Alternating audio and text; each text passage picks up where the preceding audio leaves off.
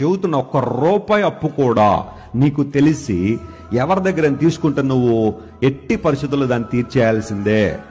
నువ్వు చచ్చిపోయే లోపల, అంటే చచ్చిపోయే లోపల అంటే ఇంకా చాలా టైం ఉంది కదా అనుకోదు, మామూలు చెప్తున్నాను నేను. నీ మీద రుణం ఉండడానికి వీల్లేదు. నీకు తెలిసి ఎవరి దగ్గర డబ్బులు తీసుకున్నావా, ఇచ్చేసాయి. కొన్ని సందర్భాల్లో నువ్వు డబ్బులు తీసుకున్న తర్వాత వాళ్ళు మర్చిపోయి ఉండొచ్చా. అమ్మయ్య అడగట్లేదు కదా, మర్చిపోయారు, అల్జైమర్స్ ఏమైనా వచ్చేసిందా వాళ్ళకి, థ్యాంక్ గాడ్ అనకో. వాళ్ళు మర్చిపోయినా నీ గుర్తుంటే, దేవుడిని గుర్తు చేస్తే తీసుకెళ్ళా డబ్బులు ఏం చేయాలా, ఇచ్చేసా.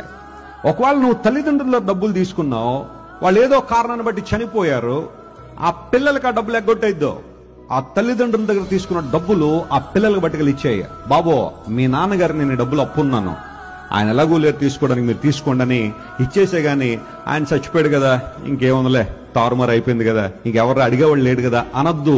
దేవుడు ఏదో ఒక రూపంలో నీ దగ్గర ఎప్పుడొకప్పుడు వసూలు చేస్తాడు దాన్ని. ఆయన వసూలు చేస్తే చాలా ఎక్కువ వడ్డీ కట్టాల్సి వస్తుందిలో. అందును బట్టి ఆ డబ్బులు ఏవైతే నువ్వు ఎవరికి ఇవ్వాలి అని నువ్వు అనుకున్నావో, లేదా తెలిసిందో, ఏదో సందర్భంలో జ్ఞాపకం వచ్చిందో పట్టుకెళ్ళి ఇచ్చేసాయి. అది క్రైస్తవ ధర్మం లేదా క్రైస్తవ విశ్వాసంలో చాలా ప్రాముఖ్యమైన అంశం. అది దేవుని ఆశీర్వాదాలు నీకు వస్తాయి. దేవుడు నిన్ను ఏదో ఒక విధానంలో ఆశీర్వదిస్తాడు ఆ కార్యం చేయడం.